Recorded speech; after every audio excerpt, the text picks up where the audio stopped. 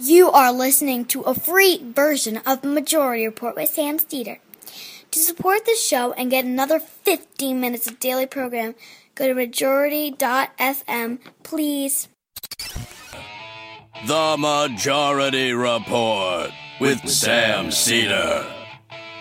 It is Friday, June 23rd, 2017. My name is Michael Brooks on a Michael Casual Friday, and this is the four-time award-winning Majority Report. We're broadcasting live steps from the industrially ravaged Gowanus Canal in the heartland of America, downtown Brooklyn, USA. On today's program, journalist, analyst, author Corey Pein.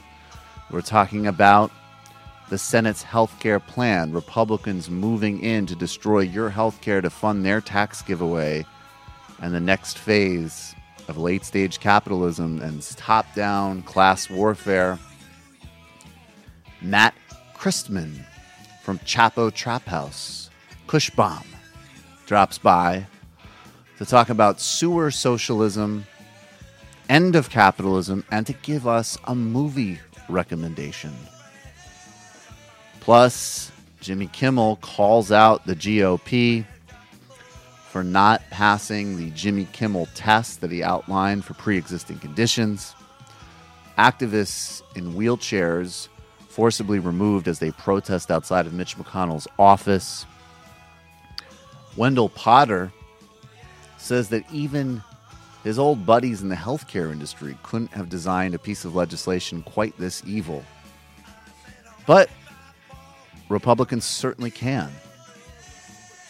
The centrists, very shrewd, Edward Luce of the Financial Times, breaks down the numbers, and he says the only alternative we have right now to Trumpism is Sandersism and Corbynism, and he explains why Macron's ascent is not really all it's cracked up to be. Plus, Saudi's new heir-to-be, the Crown Prince, 31-year-old Crown Prince, major part of that country's horrific war crimes and war in Yemen, and someone who wants to potentially team with Israel to further isolate Iran, as Iran's former foreign minister warns that if the U.S. keeps undermining it, the Iran deal will unravel. I guess we can destroy Obama's prime domestic legacy. Let's throw in his prime international legacy as well, while doubling down on all of the mistakes he made, nationally and internationally. All that and more on today's Majority Report. Sam, as I said, family medical issue. He, Nikki, and his children are totally fine. And obviously we'll keep you posted. So let's get to this sound. Jimmy Kimmel, about a month or so ago, called out the Republicans for passing legislation in the House that would drop protections for people pre-existing conditions. The Senate version of the Republican healthcare plan also does not provide protections for people pre-existing conditions. At the time, we praised Jimmy Kimmel for intervening, but we also did criticize him for saying that this is something we all support. The reality is that Republicans don't support that. Republicans do not support protecting people pre-existing conditions. They don't support expanding health care. And they don't really support anything, obviously, that can intervene with tax giveaways. And Jimmy Kimmel has seen the legislation, and he's come back to us to explain why it has not passed his test. Morning, Senate Majority Leader Mitch McConnell showed us a draft of his top-secret new health care legislation. They opened the vault, they laid the bill out on a table, rubbed lemon juice all over it, and the text magically appeared for all to see. And wouldn't you know it, the bill includes a big tax cut for rich people. So unless you just got drafted by an NBA team, it's not great news. They're calling the plan Better Care, as in, just imagine how much better this plan would be if the people who wrote it cared. And it slashes Medicaid, which could negatively affect millions of poor and elderly people. But here's the thing. It won't happen until 2024. It's gradual. It makes you wonder why 2024. What is the significance of that? Will we all be in those pods from the Matrix by then? We won't need health care? No, the reason it's 2024 is because that will be after most of the current senators have run for re-election. And then these guys wonder why we hate them, and that's why. That's exactly right. And also they should be hated. They should be held with complete contempt and disgust. Democrats seem to be getting a bit more aggressive on this, but until they pull out all the stops, there's a part of me that's concerned that some of them almost just view it as something to run on in 2018 and not the clear and present danger to America that it is. I'll be talking about this with Corey Pein. Good for Jimmy Kimmel. Great work there. The only thing I would say is, it's not a May thing with putting people's lives at risk if we cut Medicaid. It will. It will absolutely affect and hurt millions of people. But interesting to see him. I never really thought of Jimmy Kimmel as a political guy, particularly one way or another. So it's very interesting to see him jump out like this. That's Good why people hate them is a good thing for a. I'm happy to hear that from a late night host. Absolutely, and I affirm that hatred. Something I don't hate at all. Something that we all love: Omaha steaks. Upgrade your summer cookouts with gourmet Omaha steaks. Everybody in this office has had everything. We've tried their burgers. We've tried their fries. We've even tried their apple tartlets. Sam usually snags the best for himself and sneaks off with it. But we've all had a little bit of crumbs that he has trickled down to us. But everything that they've had it just is really delicious. And right now, for a limited time, you can get an exclusive savings of 80% on a very special combo summer sensation, which includes 2 filet mignons, 2 sirloins, 4 boneless pork chops, 4 chicken fried steaks, 12 all beef meatballs, 4 Omaha steak burgers, 4 gourmet jumbo franks, 16 Omaha Steakhouse fries, 4 caramel apple tartlets, and a seasoning packet, plus 4 more Omaha steak burgers. Just for my listeners, this exclusive package is only $49.99. Go to omahasteaks.com, type report in the search bar, add the summer sensation to your cart. Again, visit omahasteaks.com, enter code report in the search bar to get this great package for $49.99. Have the best summer ever with Omaha Steaks. I did. They're great.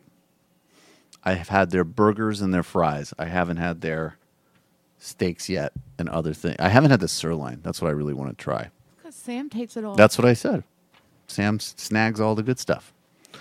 But it's amazing. The deal's up on our website. We'll be right back with Corey Pein. Kill me. Can't kill me again. If you never kill me, you're brave. Yes, I. And we say, Jah over evil, life over death. Demon can't kill me again. We say, good over evil, life over death.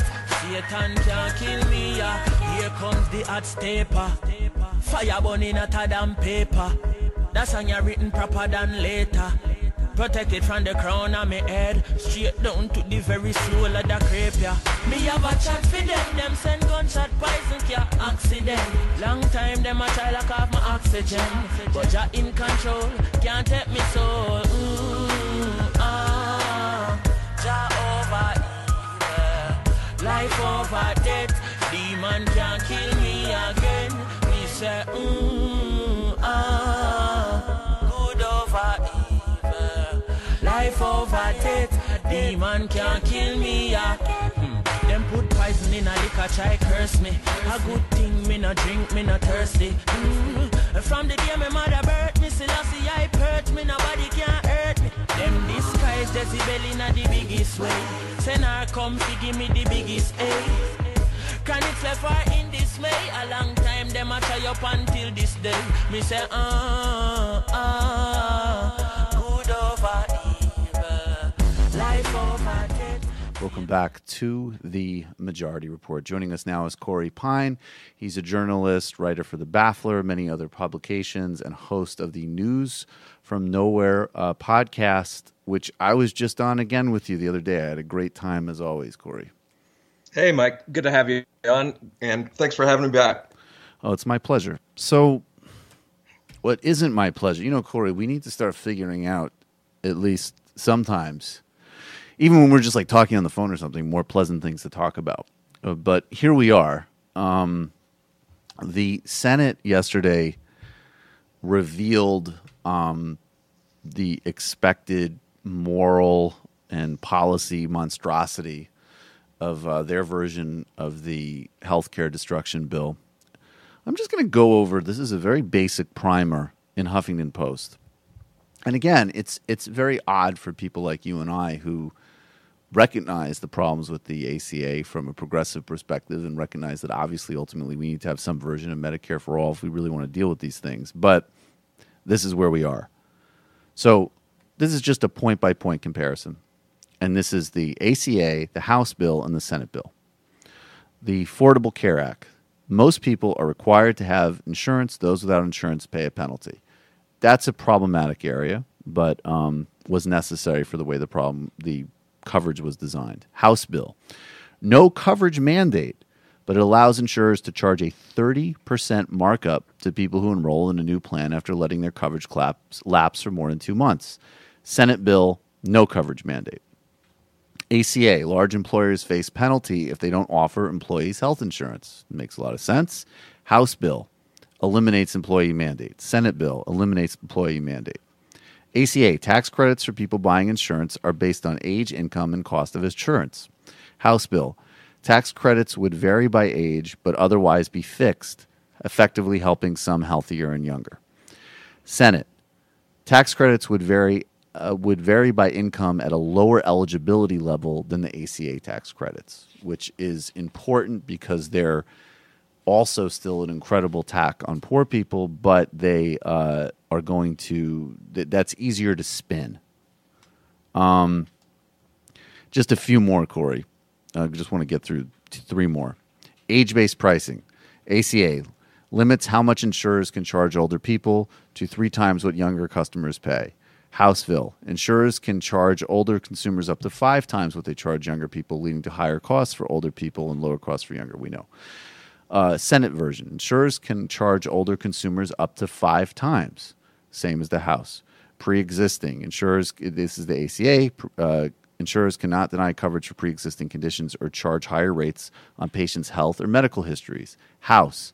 Allow states to let insurers opt out of covering people with pre-existing conditions, provides fundings for states to set up high-risk pools and other mechanisms, which is fraudulent. Senate version. Insurers cannot deny coverage due to they changed it, but there isn't muscularity to that enforcement mechanism. So basically everybody who's looked at it says that they changed the wording, but they don't actually have enforcement to sort of ensure that people are protected. And then finally, Medicaid. States expand Medicaid eligibility to healthy adults. This is an Obamacare. House ends the expansion, and the Senate version ends the expansion, and there will be less federal funding overall. The Senate version actually cuts Medicaid deeper than the House bill. So that's what we have here. Even after all of the backlash and all of the protests that happened over the last several months, the enormous unpopularity of the bill, what does that tell you about where we are and, you know, really the nature of Republican politics right now? It's like they're trying to kill us. I can't remember a time when the government was trying to kill so many white people. Like, these are Republican voters. You know, it's really aggressive strategy. And I also remember when I remember when people said when the House passed its bill, don't worry, this won't make it through the Senate. Right. And now the Senate is considering essentially a crueler version of the same bill. Right. And this time, there aren't going to be like weeks of angry town halls where Republicans have to go back and face their constituents. I've said elsewhere, I don't think they really care how unpopular this plan is. Right. There's a big payday for the Republicans' donor base here, and they don't care how many people are going to die. Right. I mean, and they can't. And the point is that the next phase of the strategy here is they want to do another round of enormous tax giveaways for the wealthy, and they want them to be permanent. They need to be revenue neutral tax giveaways. So cutting the social safety net is the one-to-one relationship to those tax giveaways. That's really why this has to happen regardless of its popularity level. It's even more brazen than that. I mean, Kai Ryssdal, the NPR guy, he put something out on Twitter this morning. There's a provision in the Senate bill that is removing the cap for insurance companies to claim a tax break on their executive pay over $500,000. Apparently that was in the House bill, got taken out, and is now back in the Senate bill. I mean, what does that say about their priorities? This is not a health care bill. I think even Obama said something like that. He said, President Obama actually did say specifically on, he put a Facebook note out, which, I guess isn't terribly surprising because this is, his signature piece of domestic legislation. And really, as I said the other day on the show, I mean, it's the pinnacle of third way policy, frankly, whether it succeeds or fails in some respects. And, but he said it, and he said it quite rightly. He said it was a massive wealth transfer. He said he did say that. And my understanding is it's unless, a few Republicans get peeled off in the Senate, it's pretty much a fait accompli because one of, I guess, Harry Reid's former chief of staff was saying on Twitter also this morning that, the House will likely, if the Senate passes it, the House will pass it with no changes. There's no need for a conference report. It'll just sail through. So, I'm not even sure that, unlike the House bill, I'm not sure the public is aware that this is happening right now. It just hasn't gotten the same coverage. So, you could see people kind of coming to in a month or so and realizing oh shit, I don't have health care. I mean, that's basically where I'm at. I just moved back to the U.S. and a lot of these provisions directly target me. I mean, they basically make it so I'm not probably going to get health insurance this year, especially with the Medicaid cuts here in Oregon. I mean, the state is they use the Medicaid, expanded Medicaid to fund a pretty generous state health program, insurance program. Right. And I can only imagine what's going to happen to that if this bill passes. And just to be clear, because I don't think I was clear before briefly on the pre-existing conditions provision, the House got rid of it entirely or basically just let states set their own sort of provisions, this kind of race to the bottom, which we also see even with employee health insurance, right? That's the other kind of aspect that's coming out of this, that if employers can kind of search around the country for the lowest standards, that will affect you even if you have kind of corporate insurance. But the Senate version basically reinstitutes some language around protecting people with pre-existing conditions, but still allows states to fiddle around with what that actually means. So under the ACA, we have a national uniform standard of if you have a pre-existing health problem, you're going to get insurance. In both versions, that's undermined and jeopardized. And I know, of course, a lot of people across the spectrum who will either immediately lose their insurance or the price of their care will spike significantly. I think, I guess what I want to sort of look at, there's different ways of looking at the sort of bigger picture of this, but I think that isn't this just the kind of logical endpoint of modern Republican politics, which is that the irony that basically you had Donald Trump win the presidency through this fusion that we've never seen in modern electoral politics, which was that he did this, fake pseudo-populism. He actually acknowledged people's very real and very sincere and proper economic concerns. He promised that everybody would have, if you listen to his rhetoric on Obamacare during the campaign, it was clear that, well, A, he had no idea what he was talking about, but B, if you were sucked into his con, he was actually attacking Obamacare from the left. He was attacking premium rises and saying everybody's going to get insurance and nobody's going to be on the street to die. And he wasn't going to cut Social Security or Medicare. So on one hand, you have a guy, and then of course, overt racism, misogyny, and bigotry. So that fusion gets him into the White House: conspiracy theories, con man populism, and bigotry. That's the sort of last vestige and effective message of how to sell right-wing populist politics. And then the policy set that we're seeing now is that we've even gone past the point of even like a sort of pretending from Republican leadership or a kind of like even some notion, as you said, of like racialized distribution or deserving versus undeserving poor. Now it's like, hey, we got to give the Koch brothers couch change a tax cut. And if that means you die, tough. And it's also, the last thing I want to put into the mix and, respond to all of it is that to me, it doesn't seem all that, incidental that we saw a wave in February of Republican state legislators basically pushing through legislation to criminalize protest at the very same time that they're, escalating this unprecedented assault on people's well-being. I think the bigger picture is not just that this is the logical endpoint of Republican Party politics, but interrogate that a little further. What does that mean? You look around at all the crises we're facing in the globe, and certainly in the U.S., like the provision of health care is something that is a crisis. It's a constructed crisis because of the way we distribute wealth in this society. But the bigger picture is elites around the globe are pulling up the drawbridge, and this is how that manifests here in America. What do they need?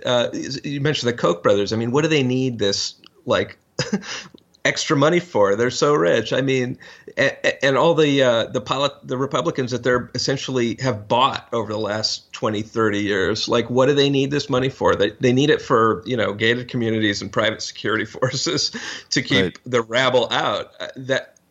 And at the same time, you see, what's his name? Rick Perry, basically denying official energy secretary climate denier position, right? Like,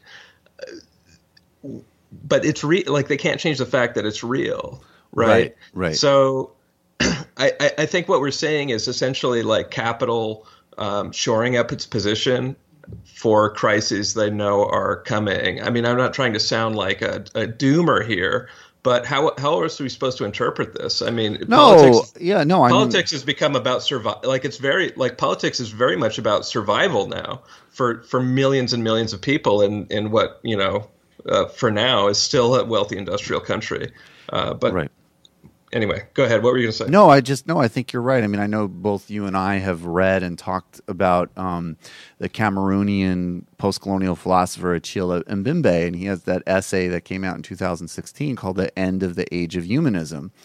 And that was the point, was that basically like anything that was ameliorating or slowing this sort of raw energy of capital acquisition and sort of all of the social and environmental devastation caused by that, whether those things were cultural traditions or cultural norms or, economies and governance that were, designed in some ways to kind of, take the benefits of capital and offset the damages, that's being eaten and stripped away completely across the board. So we can start looking, we used to have this myth that Well, if you make the right decisions and you do the right things, if you're in a developing country, you can be wealthy and become more like us. Well, when we look at the future map of the world today with what we're doing to social safety nets and what we're doing with austerity and what we're doing with starving the public sector and creating mass inequality in Western societies, is that what you're basically showing is like, no, you're actually, we're going to look like India in the 1970s, except with, cool cell phones. I think that's pretty spot on. I mean, I read that essay as well. You mentioned the end point. I'm always constantly reminding people that it can get worse. As every day, every week, there's new outrages from the Trump administration, and people seem to think that this will be the thing that causes him to get impeached, or that, right. that causes Republicans to regain their sense of decency. But I'm constantly reminding people that the end is the bottom is a lot lower than you think it is. There's places in this world where the ruling elites talk amongst themselves about, keeping the ungovernable masses fed just enough to keep them from revolting. I mean, that has been a viable way of organizing societies for hundreds and hundreds of years, and there's no reason that just because we've had a good run the last 60 to 100 years or so here in the U.S., that our elites are any less rapacious than that. I mean, look at Paul Ryan, right. who's basically running the country right now. He's an Ayn Rand asshole. Yes. And what is that like? Everybody knows what this philosophy is about. I mean, it's about looking at people as human lives, as being worth only what their economic output is. And neoliberal capitalism has created this situation where you've got a lot of surplus people that aren't producing a lot, and people like Paul Ryan see them as a drain. So ultimately, it's like, from their point of view, who cares? Who cares if people die? Right. Because they don't have insurance. They're not productive. I mean, it's social Darwinism for the 21st century. And yes. Yeah. No, that's exactly what it is. And I think, this is the kind of conversation that I think, to me, really starts to contextualize the debate inside. If we can kind of go back, we just took it global, now we'll reshrink it. This debate inside the Democratic Party, but also, frankly, just inside any type of party politics in democracies globally. What is the relationship between movements of resistance against the stage of capital we're in? What is the role of electoral politics? I think some people reject electoral politics, which I think is foolish. It's still a very important platform for exercising power, obviously. And then we have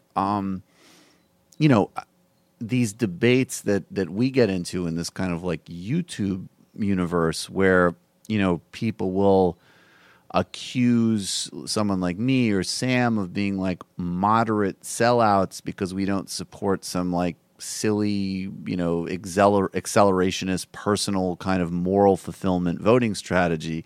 And we recognize the difference that, especially in a time of crisis, that there is a pretty radical difference between toxic, destructive, failed, exhausted Clinton bullshit versus, rapacious, neo-fascistic, pedal to the metal earth destruction. So that said, it does seem to me that at this point that we have, the hope of the kind of global technocratic center is in France right now. And there's this notion that maybe Macron can sort of magically reduplicate the 90s formula of kind of limited social safety nets, liberalized capital and labor markets, and now social liberalism. It actually wasn't social liberalism in the 90s. But Edward Luce, of all people, writing in the Financial Times, was like, look, Macron's turnout in parliamentary elections where he won big, the turnout was incredibly low. And his win was, sure, some of it was his youth, some of it was being new on the scene, but it was the same way that Chirac won in 2002. French voters, thankfully, still really don't want a fascist president. But where is their energy? Jeremy Corbyn had a youth surge. What Bernie Sanders did in the Democratic Party. And then you go take the smaller example. I mean, John Ossoff couldn't even pull off the Georgia upset. It starts to mean that, like, this little debate relative to what we were talking about before in the Democratic Party, it is relevant to these global dimensions because we at least need to begin to start answering these questions instead of ignoring them completely or thinking that a formula that worked in a very specific historical moment in the 90s can keep being replicated. Well, you guys covered Super Mario in Wisconsin, right? I mean, he's sort of he's kind of being portrayed as the anti-Ossoff, or at least like the Bernie Wing test case to take Paul Ryan on directly. I don't know about the odds in that district versus what Ossoff was looking at in Georgia, but it'll be interesting to see how that plays out. His name is Randy Bryce. I should not just call him Super Mario because he looks like Super Mario, but he totally does. Anyway, what I was talking about how politics is becoming a fight for survival, that ad that he ran that got so much attention was about exactly that issue. So I can't imagine that it would connect any worse than Ossoff's message on healthcare, which was that it needed to be more affordable. And even loyal Democrats could see through the sort of I don't know, Ken doll aspect of Ossoff. I mean, Will Bunch in the Philly Daily News had a pretty good line about him. He said of Ossoff, I listened to an interview he did on NPR on Tuesday morning, and by the end, I practically wanted to gouge my eyes out. It was some of the most insipid, focus group tested, and consultant-approved, meaningless happy talk I've ever heard from a Democrat, which is saying a lot. Yeah, that's extraordinary. That's like what their primary rhetorical tactic is, right? Yeah, and in Current Affairs, Nathan Robinson said that one good reason why Tom Price beat his last opponent by 23 points was that his last opponent was functionally indistinguishable from a corpse or a bag of lettuce.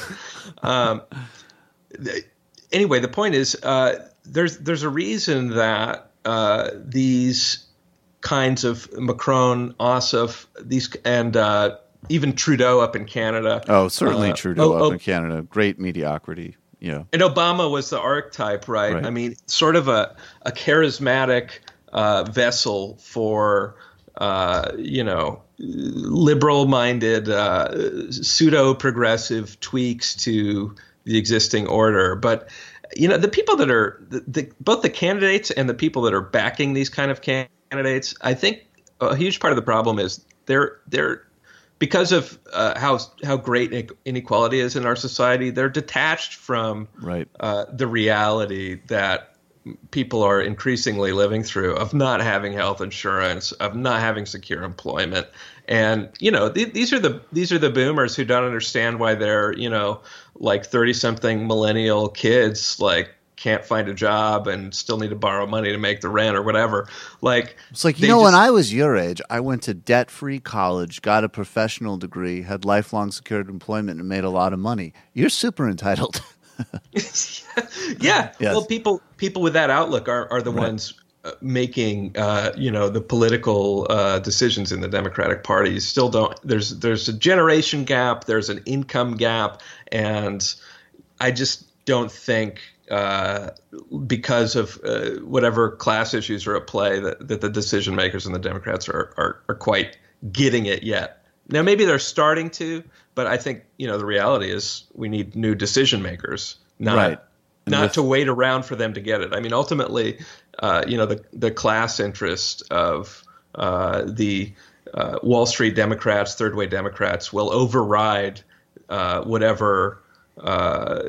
Self-preservation instincts they have as far as electoral politics go. They'll always go for the Macron, the Ossoff, Trudeau type politician. Right. That's exactly right. I mean, one area as we move towards closing, but I always want to get your perspective. You have a book that is forthcoming on kind of Silicon Valley madness, and one of the things that has been interesting about the Trump era was. I think there was a lot of understanding with the second term of Obama, and if we got Clinton, that we were going to need to start having a very serious conversation about, tech monopolies, the role of Silicon Valley's fantasies and inequality, and how do we actually start kind of governing these commons? How do we create 21st century, anti-monopoly movement, consumer bill of rights in the tech environment?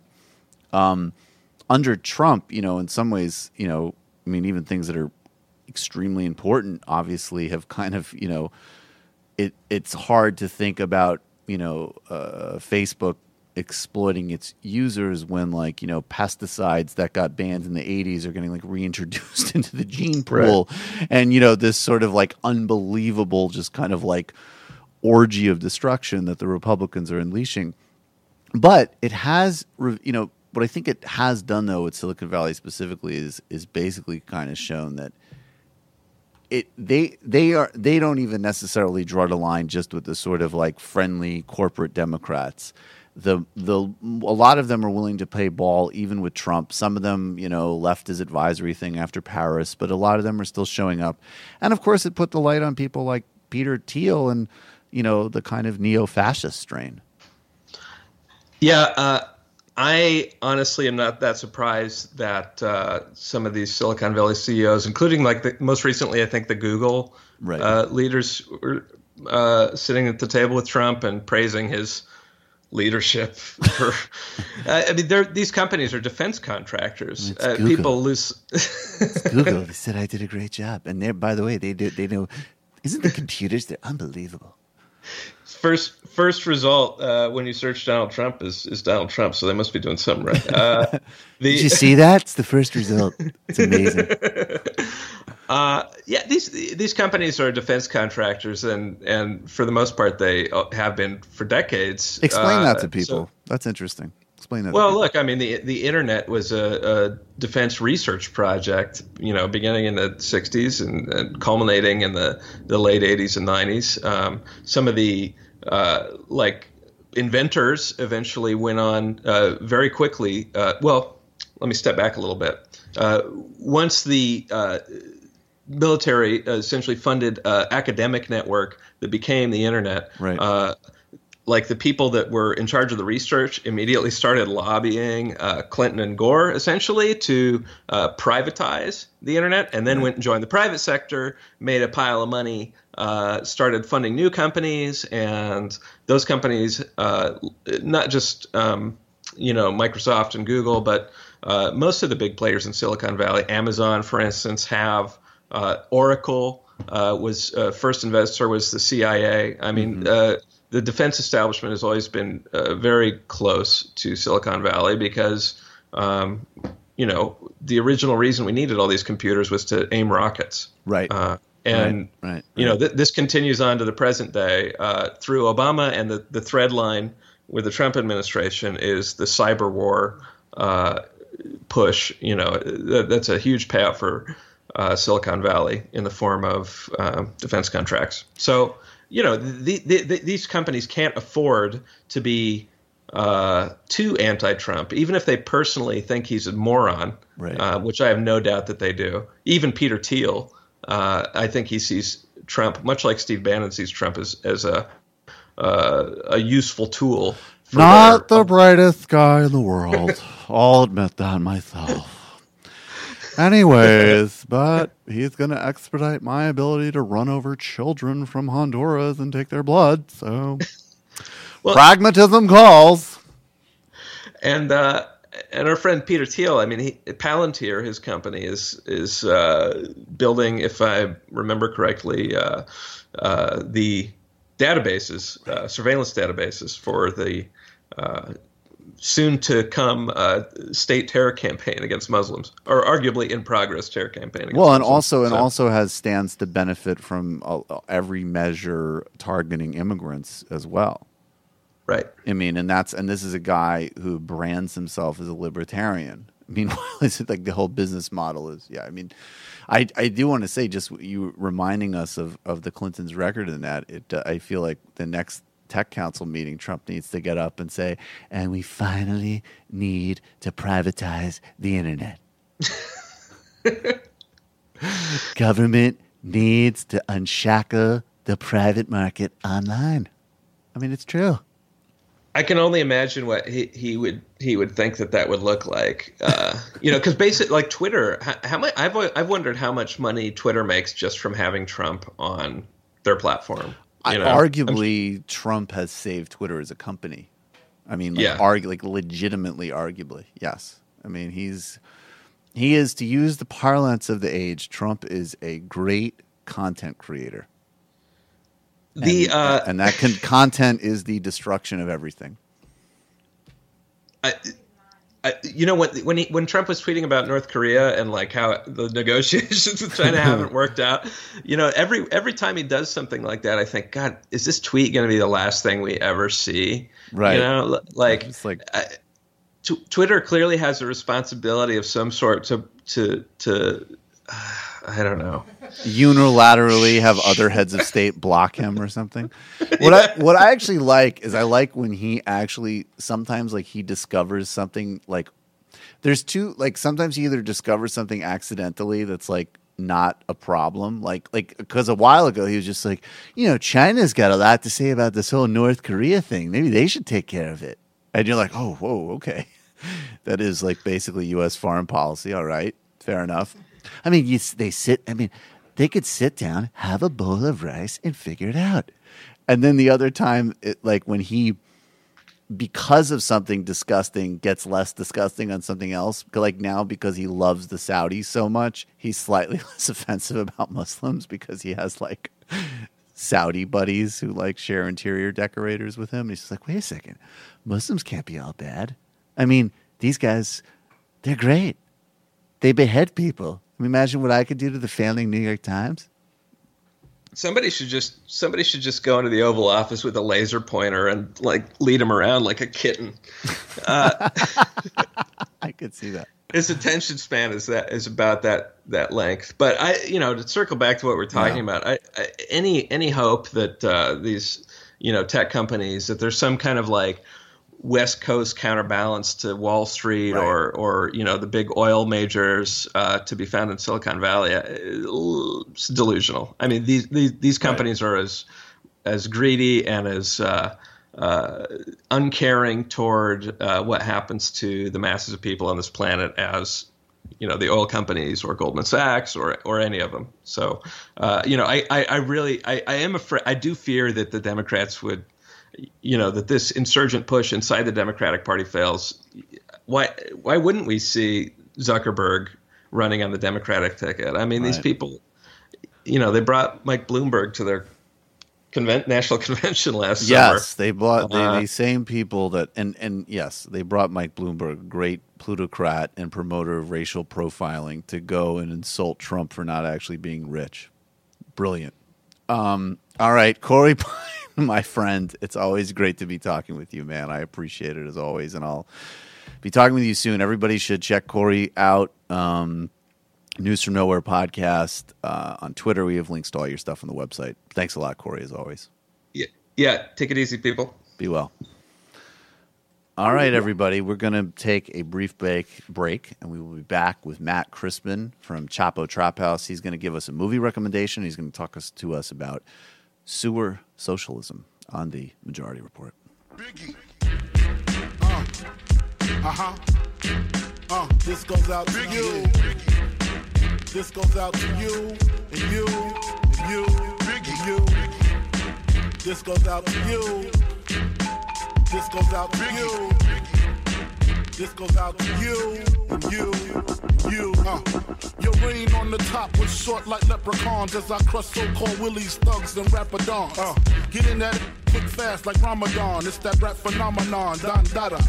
Papa, you got to call me Francis M.H. White intake like toast, toe iron. Was told in shootout, stay low and keep firing. Keep extra clips for extra. Who's next to flip on that cat with that grip on rap? The most shady, Frankie baby. Ain't no telling where I may be. May see me in D.C. at Howard Homecoming with my man Capone drumming something.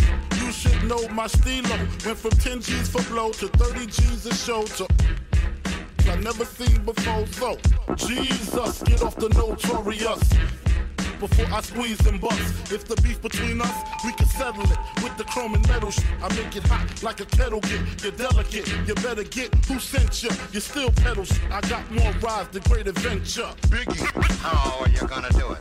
Do it. Kick in the door, waving the 4-4. All you heard was Papa, don't hit me no more. Kick in the door, waving the 4-4. All you heard was Papa, don't hit me no more. Kick Kicking the door, waving the 4-4. All you heard was Papa, don't hit me no more. Kicking the door, waving the 4-4. All you heard was Papa, don't hit me no more. On your mark, get set. When I spark you wet, look how dark you get when you're marked for death. Should I start your breath or should I let you die? In fear you start to cry, ask why.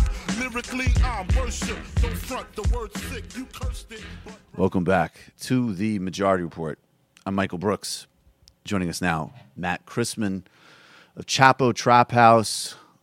Very shrewd, funny guy. Matt, how you doing? I'm good. How are you? Well, I was telling you, I mean, I don't know. I'm kind of, I'm on some level, I'm sort of like today, Matt and I, before the show, and probably in the second half, we were developing a new, like, Mitch McConnell triad character. Like, there's something entertaining and amusing about how disgusting everything is, but at the same time, if you slow it down, I mean, it's really, really terrible. So, yeah. How are you? Yeah, it's one of those things where you can't really look at it directly. You kind of need a camera obscura of irony to process what you're seeing, or else your brain would melt. You need to, if you're like me, take a vacation, take a run, and then do a bunch of Maoist Bernie impressions where he praises the guy who shot Steve Scalise, you know? That's kind of what you need to do. It's just like...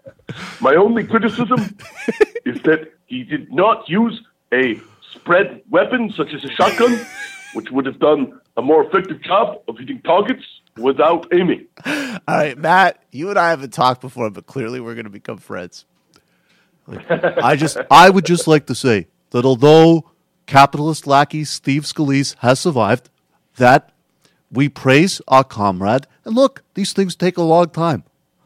Revolutions don't happen overnight. I've been telling people. Good luck. Hey, Steve, I missed you at softball practice. Where were you, buddy? By the way, you went out of the baseline. That means that you are out, I'm afraid.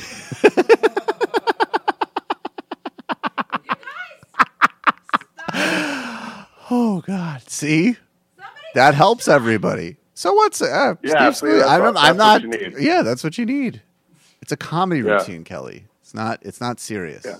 We're not actually advocating this. We would never. We would never advocate something like this. Never make light of David Duke without the baggage catching a bullet. Never. I would never joke about that. Never. And by the way, I would never, ever, ever, ever, ever. Yeah, what Matt said.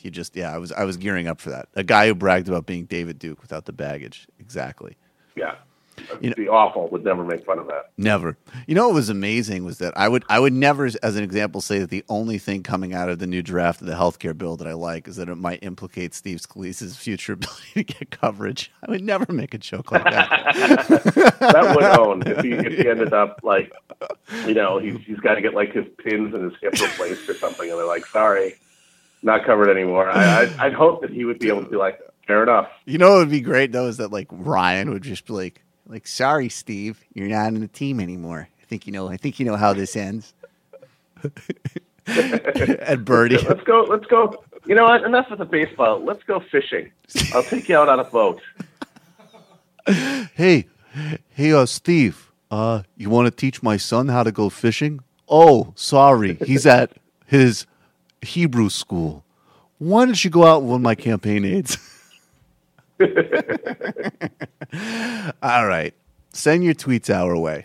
And Kelly is not implicated in any of those jokes. No, I wish Steve Scalise a speedy recovery. What happened was terrible, but I also think that what we choose to focus on is a political choice in and of itself. And I'm just not going to pretend that a deranged person who beat his wife, who obviously did something violent and stupid and destructive, I mean, yeah, it's terrible.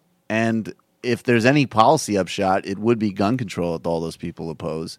And every day, I mean, you know, I don't care about Bill Clinton either, but Jesse Helms said in the 1990s that, like, if Bill Clinton visited North Carolina, he should wear a bulletproof vest. You know, I mean, I remember, yes. I mean, that's unbelievable, man. Yeah. Well, you know, I mean, so my point being that if Steve Scalise comes to Brooklyn, he should wear a bulletproof. Sorry. Call back. All right. He should dress up like 50 Cent when he used to wear the bulletproof vest and the do-rag. You know what? If Steve Scalise worked a 50 line into his comeback speech on the floor of the House, like he's like, I took a few, but I'm all right. My approval rating for him would spike. That's like 50's coolest line for sure. Okay. Now, on a very different end of the spectrum, Matt, you, what I like about you is that you're somebody who has a very keen sense of, I mean, for lack of a better word, kind of like it shouldn't be, but really underground American history. When we talk about radicalism, a lot of us look across, we look at politicians or theorists in Africa or Europe or wherever, or Asia, that's relevant, that's important. But there is this long American infrastructure and history of radical and at the very least democratic socialist politics. And that's something that I feel like you have a very keen sense of, and you weave into a lot of your assessments of things. You've been talking about this sort of sewer socialism idea, kind of pothole socialism, and the kind of American roots of that. And I know that you did it on a premium episode of your show of Chapo, so maybe you don't want to give away the store because you have a product to market, but give us a sense of it and how it kind of fits with today's moment. Yeah, so what I talk about in the episode is what later, it wasn't known at the time as that, it was called it later, sort of pejoratively actually, by other socialists in the 30s, of more radical socialists, as, quote, sewer socialism, which was municipal socialists who took control of the city of Milwaukee, which is in my home state of Wisconsin, in the 1910s and 20s. In 1910, the Socialist Party, which had just been founded less than a decade earlier, elected the mayor, the majority of the city council, and one of the members of the House of Representatives from Milwaukee. And there was a wave of socialist municipal leadership across the country during those decades, but Milwaukee saw the most prolonged period and the most concentrated power of socialists in any American city. And what they did, the reason they got called the sewer socialists is because they were less focused on ideological battles and more focused on providing people with reliable, effective, corruption-free municipal infrastructure and services. Mm-hmm. They nationalized they made public the sewer system and transportation systems, made them more efficient, made them run better, and basically gave people that experience. And the idea was in sort of the revisionist Marxist tradition that had been generated in Germany in the previous decade and was being taken up by these guys, was to give people an example of what voting for socialism would give you. And it had it was successful. They had the second socialist mayor of Milwaukee, Dan Hohen, was mayor throughout the entire 20s. And then there was they had their last socialist mayor, Frank Zeidler, was mayor all throughout the 50s during the era of the Red Scare. So how did that happen? They had because it was just because it was so effective. Socialism. Okay. Right, because people voting for Zeidler had a memory of the sewer socialists who had provided for people and given them, this sort of this vision of competent public administration that people liked. So at the risk of offending you, Matt, but just to contextualize it for people, they were progressives who got things done. They were. That's exactly what they were. Yeah. Right. And it's kind of funny. And parenthetically, I forgot to mention this on my show, and I wanted to, but I got sidetracked. Is that when Victor Berger, who was the socialist who won the also Vine filmmaker, yes.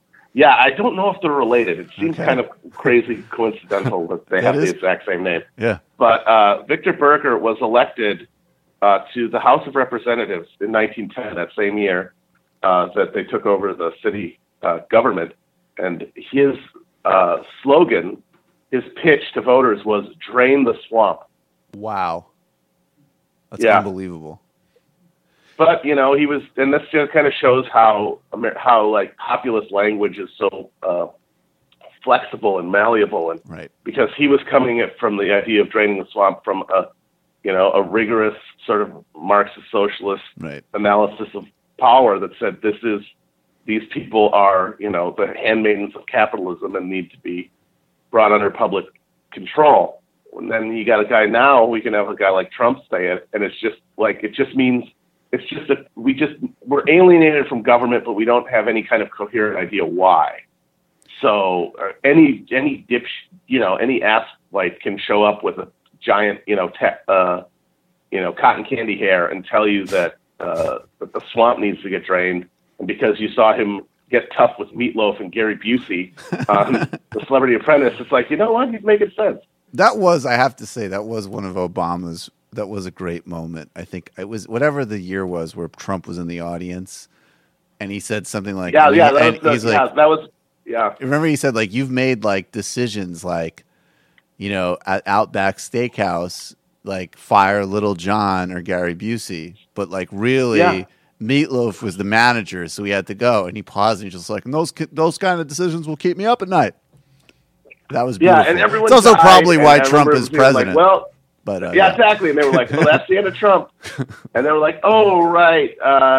People are so violently alienated from politics and so disgusted by the concept of it that they don't care. And to them, getting tough with Meatloaf is a more real, tangible expression of leadership than anything anybody is doing in Washington. Do you think that another thing, and I don't want to kind of totally open, you know, the full scale of this subject, but one of the things that I've been thinking about recently with this kind of, and I don't even think that this is a real debate in many ways, in the sense of not outside of Twitter melodrama. But look, Twitter melodrama is obviously a part of our lives with the work that we do. Certainly. But this notion that there is this argument inside progressive politics that supposedly pits a radical economic analysis, whether it's, you know, fully Marxist or even just a genuine social democratic or even, frankly, genuinely progressive liberal position, right?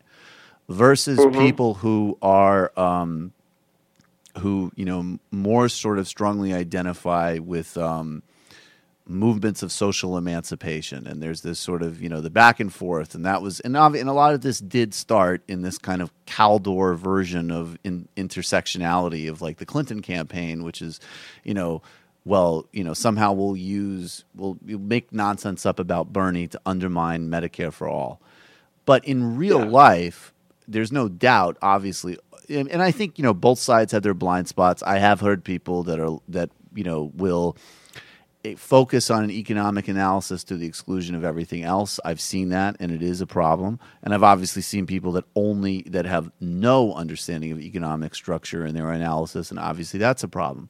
But one of the things that's been hitting me recently is like, one of the problems with this frame, and this is a difference between let me just take 30 seconds to explain this to people so it doesn't get all, you know, fucking terminology based. But like, I guess an intersectionality position would be that there's race, there's gender, and there's your economic position, and all of these things work together and affect your position. And that's true. I think it's very, of course, that's an accurate statement. But in a Marxist reading, your kind of class position and your economic position is almost like, it's not an identity in the same way your gender or your sexuality is an identity. It is a mechanical process of where you are in the economic structure. Your exploitation is distinct from your identity. And I just think that that's something that is so, and it reminded me of what you were saying about how terminology gets lost in America because we don't have a grounding in kind of certain basic rigor of radical understanding. That even thinking of class as just another identity category misses that class and exploitation runs across all identities and all economic brackets because it's a function of a particular way of designing a market.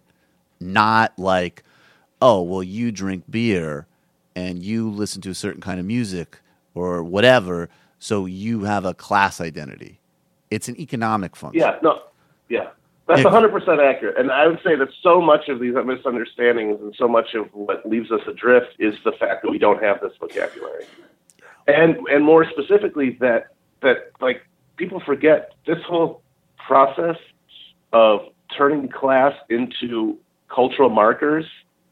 That was a right-wing project. That's like a 30-year project to say that your class has nothing to do with what you do for a living. It has nothing to do with, whether you're selling your labor or whether you're extracting rents. It has to do with, whether you like pickup trucks or hybrids, or whether you like wine or beer, or whether you like country music or hip hop. Right. And that's not an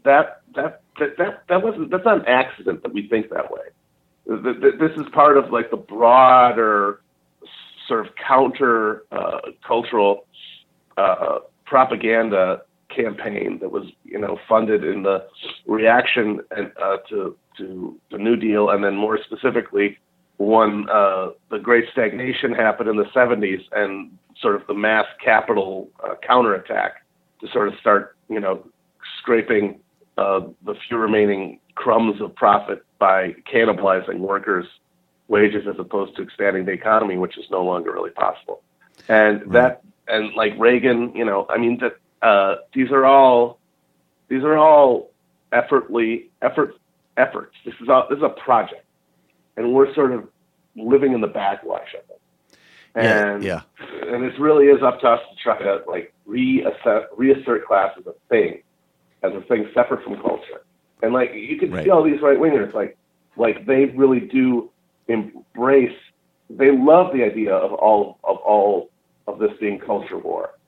We did an episode a few weeks ago where we just ran down all of the worst right wing websites and clickbait farms.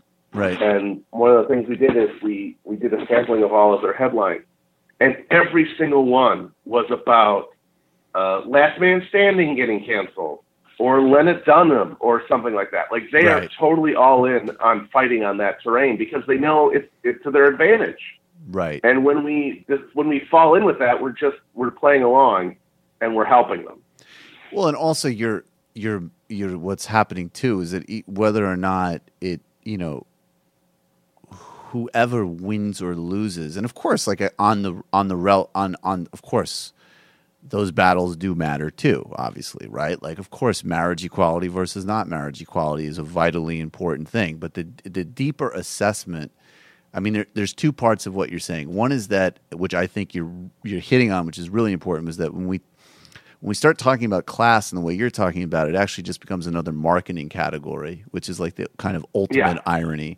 And then the second thing is that if we were to take the obvious reality that part of systems of structural oppression, of course, are, as an example, massively disproportionately focused on Black and Hispanic people, with everything private prisons and policing and everything else, there is no remotely serious strategy for dealing with that doesn't at some point involve radical income redistribution. And again, because of just that kind of immovable class reality as a function and not just another category. So I think you do a really, really good job of showing that. I'm wondering, Matt, I know we only have a couple minutes left. This is like usually the movie pick segment, and usually this is where me and Sam and usually some kind of comedian probably make fun of Dennis Miller for like 15 minutes and then say like, oh, go watch something on Netflix. But in your case, you can give a movie pick, but also, I mean, I don't know, man, it could be a book pick, whatever you want. I'm just curious what's hitting you right now and what people should look up. Well, I know everyone feels really frustrated, like, by living in this idiot hell world that we do, surrounded by just the stupidest, most violently ignorant morons and people who have just decided that they have no more social constraints on being as publicly malicious as they possibly can. That's right. You've got a Republican Party now that has decided that they don't need to ever contest an election again fairly, so they can do whatever they want. Yeah, Mitch McConnell's like looking at those people protesting in his office like, you can keep doing it and you'll get removed, but I'm literally getting hard watching you suffer. Yeah. It's like, it's going to be really great when this bill passes and we just feed you into a giant rendering plant and turn you into animal feed. You know, I do reserve, by the way, I reserve the right for even sharper cuts. And now that I see you out there in your wheelchairs, come to think of it, I wasn't going to announce this, but getting rid of the People with Disabilities Act is getting fast-tracked. So enjoy your protesting.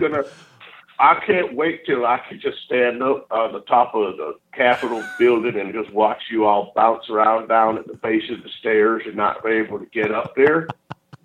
That's going to be real funny to me when that happens. Y'all never took initiative by marrying into a family of Taiwanese drug smugglers. Maybe if you had, you'd be able to take care of your health care. When I'm going to celebrate the passage of this bill by creating a giant bonfire of amputated diabetes limbs. But that said, I've actually talked to some people that I know in certain societies in Hong Kong and Taiwan, and fentanyl is going to be getting a lot stronger. So maybe an upside. So what should we look at? Because everything is so disgusting. A movie that's a cathartic, fun time, and is also a really brilliantly made thriller is Green Room. Green Room. When did that come out? Yeah, it came out last year, 2016. Oh, that's new. It's got Patrick Stewart. It's got... it's really great. Maybe from Arrested Development. Yes, it is. It's really great, but you really have to like horror films, which I do. Yeah, it's pretty gruesome. Right. Okay, it's gruesome. I honestly, I saw it with my friend, and about 40 minutes in, he has to leave. Right. Yeah, that'll be some people's reaction, and people who like movies like that, it's one of the best ones I've ever seen. Real quick, Matt. Yeah, no, it's one of my favorite movies of the last few years. All right, Green Room. You hear it. Yes, real quick, Kelly has a question for you before you run that. Well, I have a listener request, and that is, do you do a Gorka impression? Oh, you want to Gorka off? I don't do the Gorka on the show. That's James Adomian. Oh, okay. Adomian, another Jew. People keep thinking it's me. People keep Another thinking it's me because of my flawless British accent. But that's separate. No, but you know what? Don't you do an Alex Jones though? Don't you? That's right. I do an Alex Jones. I do Alex Jones off as possible. Let me tell you about the horror, folks. You know what? Here's what you need to know about horror. What I wanted to do is I wanted to book Alex Jones's ex-wife, who's going. It's awesome. She's like going out and doing all these interviews and talking about how he's like the worst person ever.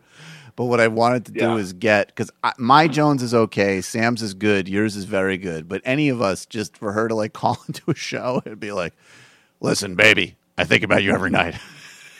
I need you back." Listen, father's rights are human rights, okay? Father's rights are human rights, but I don't want to live life without you. I can't fight the globalists and expose what's happening in Sandy Hook without you by my side.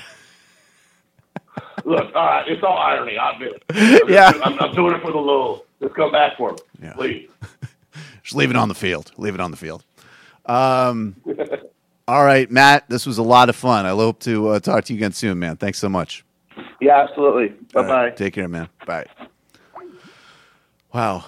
It's interesting. I hadn't heard of sewer socialists before, but that movement seems very parallel to one in North Dakota around the same time. Oh, really? The Nonpartisan League, which was when the state bank was created, and there was like sort of state grain elevator. Like, there's a lot of Midwestern populism back then. Prairie populism.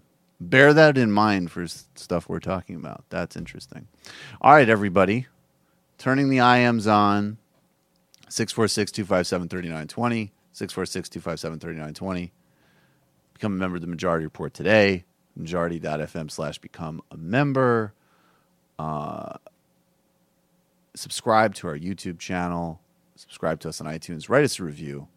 Support Patreon to keep YouTube going. You know what it is. We'll see you on the Fun Half. I like that. That sounds like a much more fun transition song.